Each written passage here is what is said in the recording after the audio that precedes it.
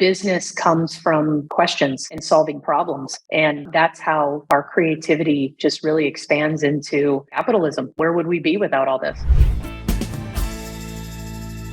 So in today's episode, ladies, we have Laura Spaulding. She's an entrepreneur, a real estate investor who started a crime scene cleaning business as a side job and has grown this to over 50 franchisees around the country. We get into so much about her story that morphed into her actually investing in real estate as well. You're going to get so many good nuggets from entrepreneurship to investing and so much more. Right, Andressa? You're going to have a snapshot of real conversations. I forgot we were recording. But the most important thing is that she purchased a property for $5,000 and she saw the opportunity to share for other franchisees. And this is an investor opportunity. You guys got to understand more what I'm talking about in terms of how is she structuring the deals right now, especially because of the interest rate is high. You've got to listen. I'm not going to give away. This is a buzz. Listen to all of you who are looking to invest in real estate, which is all of you. So you should all listen to it. Welcome back, everyone. This is Liz. And this is Andressa. Welcome back to the Real Estate Invest Her Show. Our mission, our passion, what literally we think about every day is empowering women to live a financially free and balanced life. We do that in so many different ways. And thank you for being on with our podcast, right, Andressa? We've been podcasting now for 5 years. So if you're a first-time listener, thank you. We're going to jump in to our amazing interview here in a moment. But if you've been with us, thank you too. We don't take that lightly. And we appreciate everyone being on this journey with us, right, Andressa? Absolutely. And we have our dogs with me because if you're listening to me, you can see my dog drink water so loudly next to me right now. So she's been with us as well. And Bailey, it's Liz's new dog. So you might see her around as well. But without further ado, Laura, welcome to the show. Yeah. Thank you so much, ladies, for having me. I'm a longtime listener and a big fan. Yeah. I'm so appreciative of you being here, Laura. We're going to jump in here because we're going to get to crime scene. We're going to get to real estate. We're going to get to creative financing. We're going to get to your amazing journey here and all the things you've done. But the question I want to jump into here is, what lesson has taken you the longest to learn on your journey? Oh, so many. So many. I have a very hard head. The lesson that has taken me the longest to learn has been the one that I can't do it all by myself. And I can't, that book, Who, Not How. It was very eye-opening for me. And I try to teach this to franchisees as well, that you don't have to be the webmaster. You don't have to be the SEO person, the salesperson, the accountant and all that. Do what you're good at and what you enjoy the most and hire the best people for those other things. And that's really taken me the longest because, I grew up with the mindset, if you want it done correctly, do it yourself, and you can't do that in business. It's just not scalable. And you have scaled to 50 franchisee locations. And your TikTok followers right now, as of now, we are in June. So if you're listening to this a couple of months after, it might be different. 4.5 million followers. There's something about, I am one of them, right? But there's something about crime scene that it is entertaining, right? It's sad, but also very entertaining to the human body. Yes. But my question to you is, where did that get started? Like where, you woke up and say, okay, I'm not going to choose Dunkin' Donuts. I'm not going to choose other franchisees that smell like cookies and dough. I'm going to go with a cleaning crime scene company.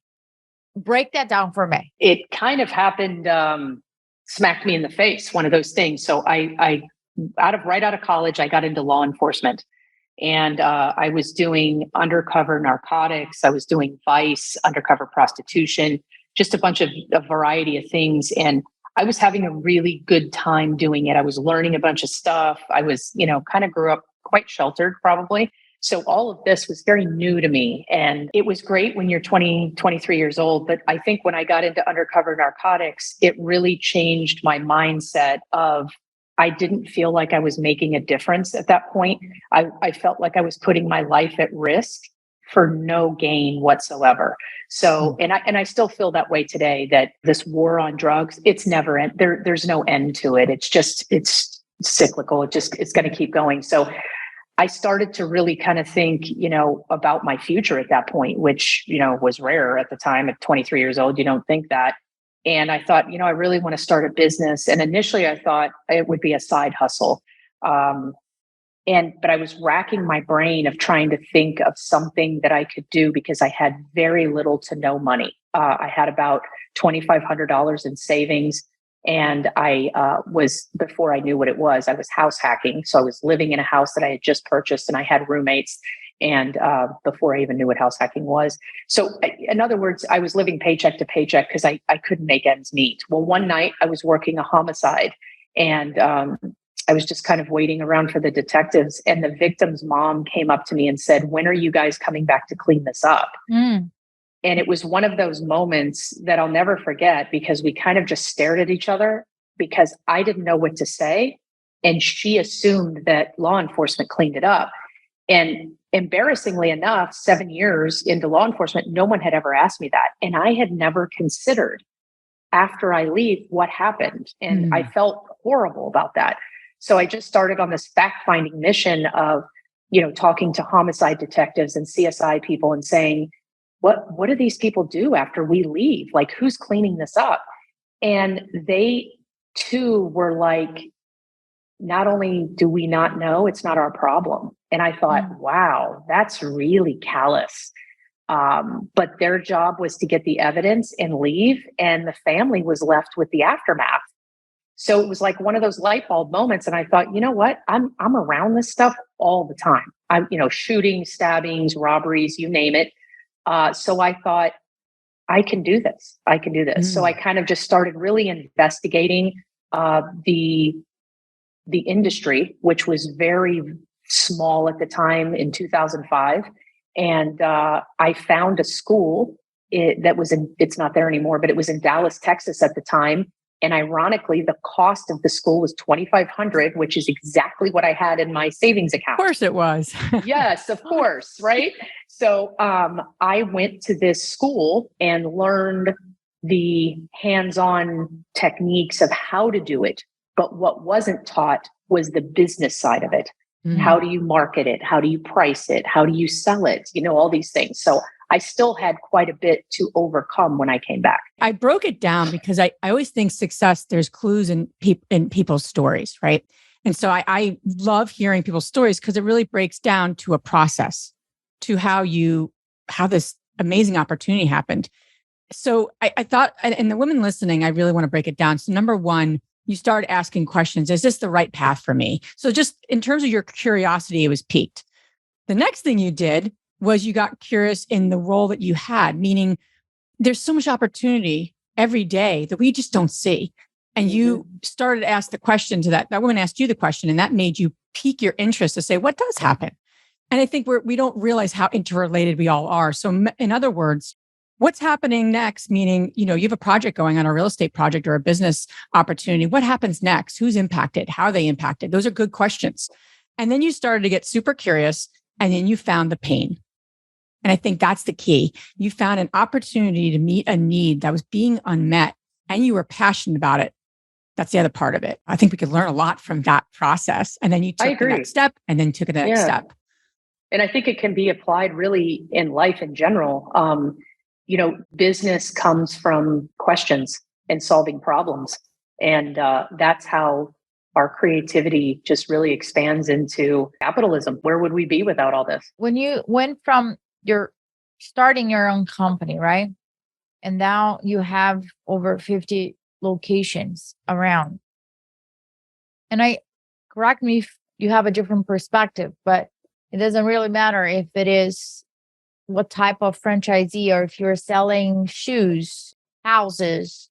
There are certain commonality, but the part that I want to talk about, and I think that we don't talk too much in real estate, is the work as a leader that you had to do in order for you to be able to scale. Many people, many investors are focusing on scaling from 1 to 2 properties, from 2 to 5 and 5 to 15, and you go on, right? And they believe that their leadership skills don't have to evolve the same. And I think there's so much suffering that happens when people try to scale while they're not leveling up their leadership skills, that I think that we need to talk more about it. So based on your experience, what was the work that you've done in order to be able to scale? Well, it was, in the onset of wanting to franchise, I really had to make sure that I dummy proofed what our business is. So like you were saying, it doesn't matter if I'm selling cupcakes or crime scene cleaning. If you create a system and processes that anyone can follow, all business is relatively the same. It's just different steps in the process. So what I did is, that was a learning process for me. So I wrote down, it took me about 1.5 years to literally sit down and write down everything that I took for granted that was in my head, because I didn't start franchising until 12 years after I was in business already. So there's a lot of stuff that I took for granted that was in my head that I didn't put on paper. So it took me about 1.5 years while running my business to just put it in paper. And then it's literally been tweaked twice a year ever since, because we add things, we improve things. There's new technology, there's new systems and stuff that we want to make super easy. And we also get great feedback from our franchise partners that say, hey, I read over that protocol, it still doesn't make sense. So I'm like, great. Okay, tell me what doesn't make sense so I can improve on that, because I rely on them. Because again, I take a lot of things for granted that have just been in my head. So that was huge for me. But scaling financially probably was the biggest hurdle that I've ever had. And it was because, I've never had a venture capital. I've never had an angel investor. I've never had a business loan. These things were huge hurdles for me as a woman that my male counterparts did not struggle through. And I have a perfect example that I tell this story. When I went to that $2,500 class in Dallas, Texas, I was sitting next to these two guys who are, became friends, and they were nurses. So also kind of in the same pay grade that I was. They had more debt to income ratio than I did because they had families. I was single at the time. They walked into the bank and got $150,000 SBA loan to start their business. Well, he agreed to give me his exact business plan. All I did was change my name, my address, my email, and the name of the company. I literally walked into 4 different banks and was told no with the same exact stuff. So I went back to him and I said, I don't understand what I'm doing wrong. And he was like, I don't get it. I don't get it. This is what we did. And the light bulb went off again. And I thought, oh man, I mean, I've been, in male dominated careers my entire life. I'm facing the same thing in business. And so I had to get creative. So, I pouted for a day or two and I thought, what am I going to do? What am I going to do? And I thought, oh my God, let me take out a home equity loan and I can finance the business then. So I went to the 5th bank and I lied. And I said I needed new windows for my house. She wrote me a $15,000 check before I even left the building. And I was like, that's the key. You've got to get creative. Quit stopping at no. Because to this day, I'll get 100 no's before I get 1 yes. And it's so frustrating when you see other people just literally coasting through. And I would say that probably a lot of women are going through the same thing that I went through. But that 15 grand was only 10% of what my friend got. So I had to make that work. And unfortunately, 3 years into business, he's no longer in business. And I'm here 18 years later. And with a lot of franchises under your belt. And you did a lot of the crime scene cleanup, correct? For many years. I love the outfit that you wear. I'm like, bunny suit. What do you call it? I call it a bunny suit. A simple question. Bunny suit. It's going in people's head, right? Whoever meets you or sees you, you have this positive energy on you that is just like, that's who you are, straight shooter. You're not bitter. You're not somebody that, how do you do that? Because you probably come across so many stories in the families, right? And you did care for those families. Otherwise, you wouldn't have started this business.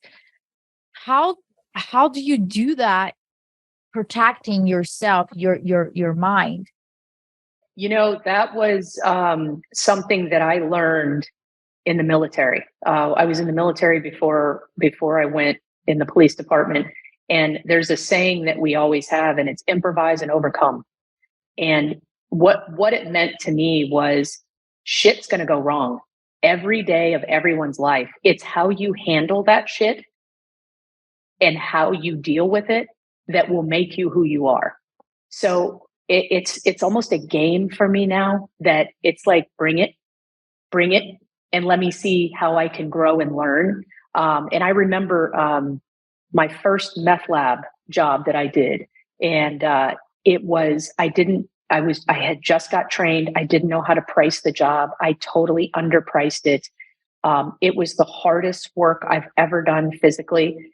And after the job was done, the staff said, "There's no way that we made money on that." And I said, "No, we didn't make any money on that." And they said, "Then why aren't you mad?" And I said, "Because I got something so much more valuable. I learned what to do and what not to do. And now it's the sky's the limit."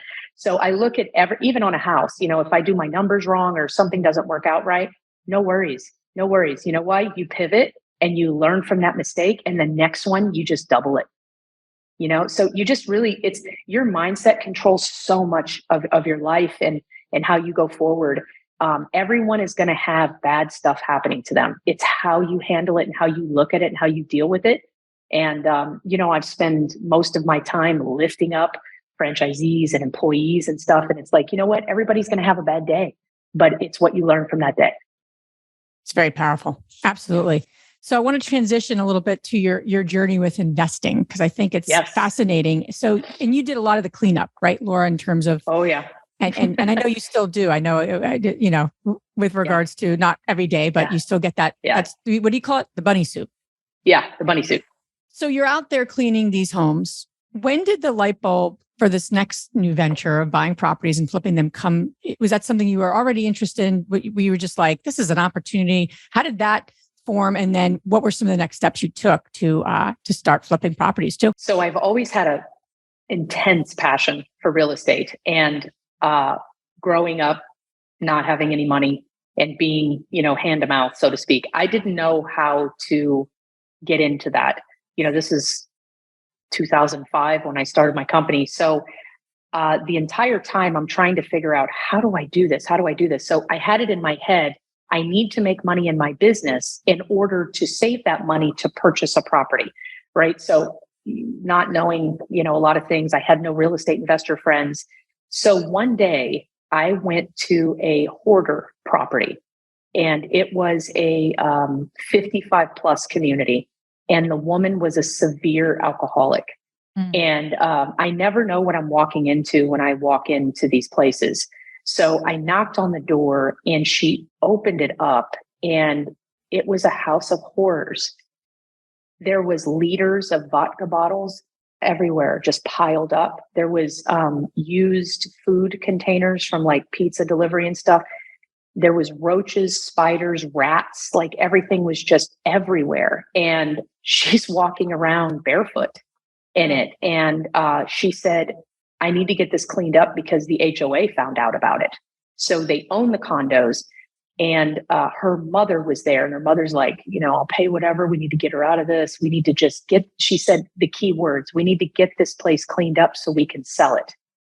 And something without thought came out of me. And I said, "Well, I would be interested in buying it as is."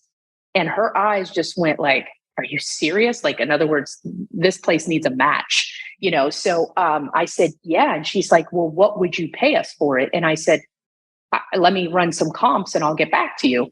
So this was my first time doing this, right? So I'm running my comps and I'm trying to do my numbers and figure out my rehab. And I came up with a purchase price of $5,000. And inside I was like, there's no freaking way somebody's going to sell me a condo in Florida for $5,000.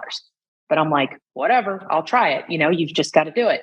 So I went back to the house and I said, "I can give you $5,000 for it as is." She's like, "Deal."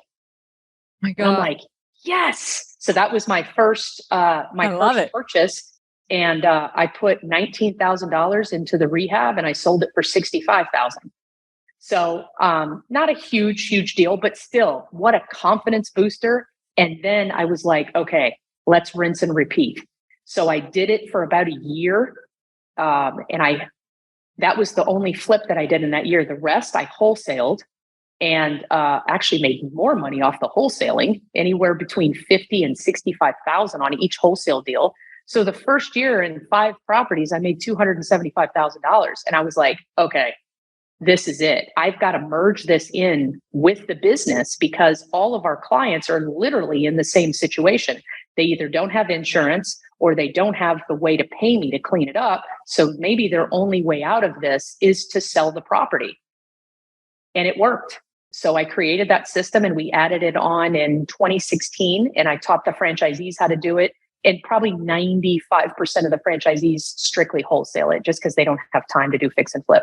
And as you know, fix and flip is riskier and obviously takes a little more expertise. Now you're giving me and all the investors that are listening, yes. You know who you guys are going to contact, right? We need a list of all your franchisees. Yes. We need them. Absolutely. We wholesale off to investors all the time. Exactly. It's the same recipe. You had a problem. Somebody had a problem there. You listen to their problem and say, okay, there's an opportunity over here. It happens all the time. And how can I use the skills that I already have, what I already do here? Don't need to reinvent the wheel.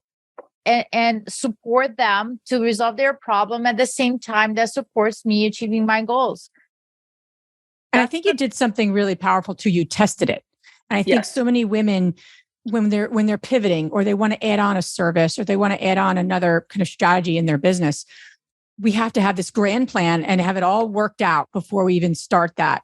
Where you didn't do that. You didn't do it either time. You said, especially this time, you said, you did it probably a number of times before you baked it in as a service of your franchisees, which I think we don't do enough of, especially women, testing it, trying it, and then morphing it into, okay, now let's really scale this, right? I think that's proof of concept. It's a pretty basic concept, but it's a lot of women don't think of that. We almost think we have to have it already figured out before we start. Well, and with all sincerity, I knew I had to have it literally systematized because I was going to teach this to not only franchisees, but I had to be able to answer their questions on it. Mm-hmm. So, what do we do? Everybody's question on a property, typically when you're hosting, what if I get stuck with it? And all this kind of stuff. So I knew I had to write down all these questions and be able to teach them what to do in certain situations.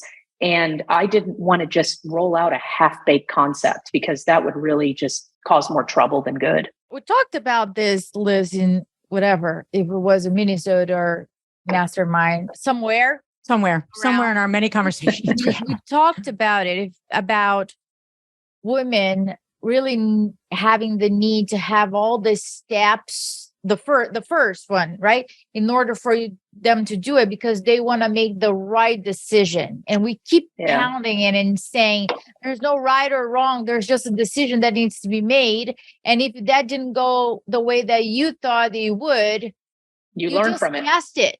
It's a test. It didn't fail. You strategically test it out to see it, if it works or not. It's not this like life or death. If this doesn't go the way that I believe is going to go, then you are so right. And I can't tell you, I don't know why this is kind of more on the female side, but we'll have franchisees and I'll say, hey, get out there and do some cold calls, some sales. Oh, I can't do it yet because I don't have my business cards. It's like, you don't need a business card. Are you kidding me? Get out there and do this. Okay. What could possibly go wrong? They say no. Oh, well, go to the next door. I've been told no 100 times before you'll get yes. And the guys, they just kind of go, ball through the wall, they'll just go through the wall. Ladies need to learn that you're going to get something much more valuable about having things go wrong than almost having them go right, because you're going to learn what not to do. And I think that the confidence, right, Liz, we have been talking about this the confidence gap that we have going on right now. Women are going to be having access to a lot of capital within the next 5 to 7 years, but we don't have the confidence to invest. And many questions that people ask us, one of the very frequent, right? How do I get confident about it? And I totally agree with you, Laura, in terms By doing of take action. The actions is gonna, oh, cool. That, right? If you haven't listened to your mind told you, 5,000, you're gonna offer this person 5,000. You could have taken yourself out of that deal and the business that came after that deal, right? The opportunity to serve people. Yeah. I think we need to start taking actions and say, well, thank you very much for the thought, but I'm going to do it. Yeah. And I think, organizations like yours and, female masterminds like Liz and I are part of and stuff, we need to focus more, at least what I'm really concentrating on, especially with my female franchise owners, is that I want to give them empowerment. I want to give them confidence and, stop worrying about what could possibly go wrong and worry about, man, what could go right. Right. We just need to lift each other up so much more. And, a lot of ladies come from maybe families that didn't provide that confidence to them or lift them up. And that's when you got to really dig deep in yourself, because you've got it there. You've got it. There's something special about you, and you can make things happen. You just have to take the chance. Yeah, so important. And it really is. I like to use the analogy, like, just get a single. Just get on base, you know? And again, it's like, we want this to be the perfect deal and make us financially free. No one deal is going to make you, newsflash, no one deal is going to make you financially free in and of itself. So it's about taking that action. I'm curious too, Laura, you've really been able to, and it probably was started when you got creative with your financing of your business. You've been able to creatively finance your deals. And now more than ever, I mean, I've been at this a long time, right? Creative financing. We started creatively financing when we bought our first property. It's always something that's needed. The strategy at which we do it and the why we're doing it has evolved over the years, right? Economy and interest rates. So I'm really curious to get a sense of now where you are and how you're creatively financing your own deals. What strategies are you doing? What's working for you in today's kind of economic, landscape? Yeah. Everybody is kind of, especially when they get into real estate, they're under this false impression that price is everything. And that's just not true. I say there's time, there's price, and there's terms. And right now we're in a very unique situation, I think, to be able to do a lot of subject twos because there's a lot of 2% and 3% mortgages out there. So not all of our clients just need a boatload of cash right now. Many of them are older and are fine with monthly payments. So I'm a big fan of subject to, or even a lease option or a sandwich lease option, where you can get in there for relatively no money. And remember that these properties that I'm getting need some work. So it's easier for me to go in and say, okay, I'm not going to put anything down because I have $10,000 of just waste removal here, much less, I need new flooring, and I'll do all that, but make you monthly payments and kind of buy yourself time. But creativity on these deals, I think, is super crucial. And the fact that there's 3% loans, mortgages out there, there is tons of opportunity for someone to come in and take that over and make monthly payments to a person or whatever. Find out what their need is, because it's not always a boatload of cash. That's kind of a misnomer, I think, that everybody is, I want the highest and best price. Well, that's great. You need to give me time and terms then. So you pick one, I get two. Yeah, I love that. And I think this subject to, you're literally the second person today. And really? It's an early morning, it's still morning here that I've been talking about subject to. I'm like, light bulb. I'm like, we got to get some more strategic content out to the community. Just to wrote make sure. that down. I know. I'm like, and I have the person too, which is awesome, right? Because we're building a community. I know exactly who to call, literally to text after our call. But I think what you're saying makes so much sense. We need to move away from price and think about terms. Mm-hmm. Because you could actually offer people low. We have all done that. We've actually, offered a lower price, but the terms that the person wanted and gotten the deal. So we got to get out of our head. It's the best price. It's the highest price. And what comes down to that, I think, Laura, you do that beautifully. And I think so many women, if I could say an advantage of women do, they understand what the pains of that person are. Yeah.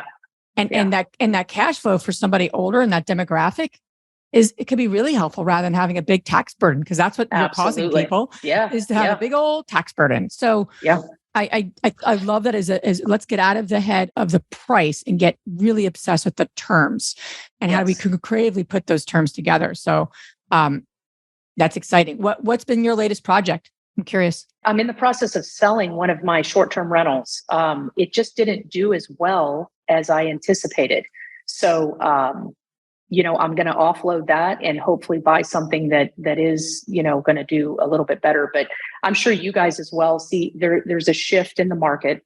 Obviously, more people are wanting terms because the interest rates are way, way higher than, what we're used to, double, maybe sometimes over that. Hard money rates are crazy right now. So I think that is another thing that's really pushing people to seek out terms. And I think the sellers understand that, and they're more willing to work with that because they know, there's a big burden with 25% down, a 7% interest rate. That's not going to work for a lot of people on their numbers. So if you can make some creative deals, find the pain point of your seller, and it's not always going to be priced. And I find most of the time it's not price because they're going to get hit with capital gains if it's not their homestead or whatever. Maybe they're on Medicaid and they can't have that big influx of money coming in. So if I'm making a $1,500 a month payment to them, I have a relative on Medicaid. They're not allowed to have more than, I think it's $3,500 in their account. So why take that bulk? Yeah, they can't. So what you can do is just make $1,500 a month payment for them for 100 months or, whatever you negotiate. But the thing that I love about real estate is there's no boundaries. You can totally do whatever you want to do as long as both parties are in agreement. And if it's a win-win situation, you can never go wrong. I think that what comes down to is women having access to what is possible. Yeah. Because when honestly, when we go to conferences and we hear the same people saying the same thing over and over again, we truly believe that that's the only path to succeed. And I need to do X, Y, and Z and put myself in a situation. So I think it limits sometimes the creativity. And I think we cannot relate to that. And therefore, we take ourselves out of the game. And honestly, like Liz and I, our mission in life is to really, really share with the women all the possibilities that are available. So every time that we talk to somebody on our podcast, our next conference, Investor Con, it will be all around women taking control of their financial future. Laura, I completely agree. It's not about the money. It's all about the terms related to that money, right? Positive or negative. At Investor Con, our goal is to really offer what is available here. What are other ways that I can do this? I think that we really need to invest in really being curious and connecting with other women and other men. It doesn't really matter, but it has to have some diversity and creativity on how we approach the current market.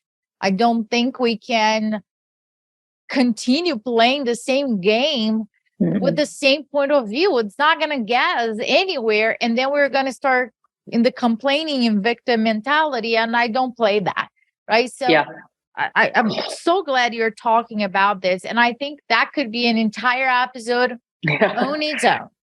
Because we need to break that down in a way, exactly the way that you're saying your franchisees ask about the protocol, right? Yeah. Women really needs to understand, okay, can we break that down? Can we just have a step-by-step on how to do that? They heard about the concept, right? But it's how important that will be I'm thinking out loud right now. Every year, InvestorCon, we do a session. One of my favorite sessions is called Good Deal, Bad Deal. And the first year we did with Kim Kiyosaki when she talked about a good deal, bad deal. Second year, Sarah and Annette about the short-term rental. I think next year we should do subject to. We don't see options. We don't see like how would that really look like in real life situation. Yeah. You know? I love that idea so much. Yeah, I do too. And I love the idea of honestly presenting a problem and having these women kind of figure it out on how they would tackle it. Because, quite honestly, I've learned most of these concepts through books I've read. And, I try to learn as much as I can. There's probably a million other creative ways that I don't even know about yet. But that's what I love about real estate is that it's just so broad. And if maybe something doesn't work as a long-term rental, maybe it works as a flip. Maybe it works as an Airbnb. There's just so many things. Don't feel like you've lost everything if the original plan that you had didn't come out financially to what you wanted. Pivot and turn that property into something else that will cash flow for you. That's the beautiful part about real estate. So many investments. Can you say the same and can you do the same? It's very limiting. Yeah, it is. In a lot of ways. That's the beautiful part about real estate. I'm envisioning, right, as we think about ourselves and where we want to get to investors, it's a toolkit. Sometimes subject to, you're going to pull out. Sometimes you're going to pull out a partner. Sometimes you're going to pull out the equity partnership. And I think sometimes it's unload. And sometimes you just unload that. Yeah. And I think that's the mastery that women investors that are scaling need to get to. It's actually not to be an expert in any one strategy, but it's to know enough about all the strategies, or at least the key ones, in the particular market that you're in. Because why is subject to so desirable right now? Because the interest rates are as high as they are. Will that be the case in the future? Maybe something else in another strategy. I mean, I've been at this a long time. Subject to is amazing, probably that 10, 12 years ago. I haven't heard much of it until the last 6 months, 9 months or so, right? So it does vary. So that's the mastery. But I love that you're doing that. And I love you're incorporating all this into your business so that you can create more residual income for your company and for the franchisees. That's a beautiful process. So got to follow you along in this journey. And I know you're writing a book as well. So we have it's taking forever, as you know, you've written before, and wow, it's like a child. It's a child. You're like giving birth to you a are child. Birthing. And, oh God, it's not easy, as you know. Laura, where can all the ladies and gentlemen who are listening learn more about you and follow you along your journey? Yeah, so we have a pretty prolific social media. We're on TikTok, Instagram, YouTube at Crime Scene Cleaning, and we have a pretty robust YouTube channel. We just got the 1 million subscribers award there from them. Congrats. So we enjoy the social media side because we take an educational kind of perspective on it and, teach people we're not hiding anything. We tell you the chemicals we use, we tell you how to get blood out of things. And, we just want to share the information. And, obviously what we do is very different, and people I think are intrigued with the unknown, so to speak. You're always curious about something that the unknown. And I think we provide an inside view of that. Love that. Now we're going to transition to our fabulous 3 questions. And by the way, all the information you guys can find on our show notes. The first question, Laura, is what's the most transformational book you ever read? Gosh, I read quite a bit, and I've learned most of everything that I do. But there was one book that came to mind that really opened my mind, and it's probably very small and maybe nobody's read it before, but Larry Loftus is the author, and it's called Duplexes, Triplexes, and Quadruplexes.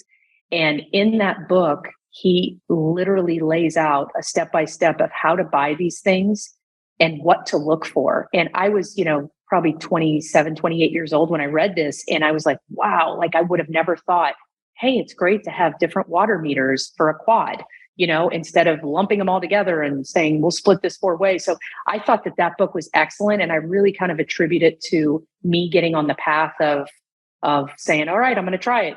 Let's buy something and see what happens. Second question, what's the most powerful routine that you do to create a financially free and balanced life, whatever balance means to you? I told Liz this before, but I took TM training, the Transcendental Meditation training. It's been probably 3 or 4 months now. And I think that's been really pivotal for me. I do it twice a day, 20 minutes in the morning, 20 minutes in the evening. And, I'm pretty cynical. So I thought at the beginning, I'm like, oh, this is all BS, this is whatever. But I have seen such a transformation in myself, and other people have mentioned it too. And it's very peaceful. It's very calming. And I highly recommend it for busy entrepreneurs. Love that. Last question. Which women, famous or not, has inspired you the most? This is such a hard question. And, I'm not going to pick one person. I want to pick my mastermind, my GoBundance mastermind. The ladies in my tribe are so inspirational to me. And we all come from different backgrounds, and our businesses are slightly different. And we just have different experiences. And I think they have made such a great impact on my life. And they're just so inspirational to me, and especially Liz as well is part of my mastermind. So I just love it. And I want to thank them for just allowing me to be a part of it. And to be in a mastermind, you allow yourself to grow together. And I think that's what we embody with and be our vulnerable. Community as well. And be vulnerable, right? With what we're up to as well. It's just find that tribe, give and get and cultivate, right? So Laura, thank you so much for being on our show. Thank you for sharing your wisdom with us and our community. And we're so excited about everything you have going on and where the future is for you. Thank you guys for having me. I really appreciate everything that you do for women investors. Thanks, Laura.